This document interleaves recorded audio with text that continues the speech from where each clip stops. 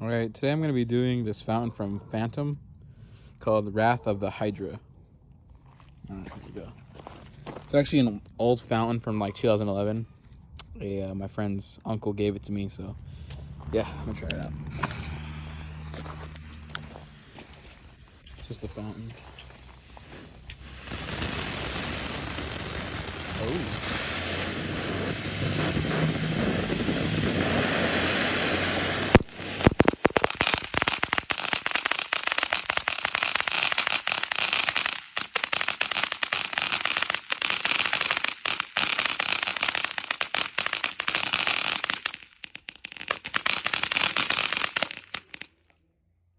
Oh wow, that was cool.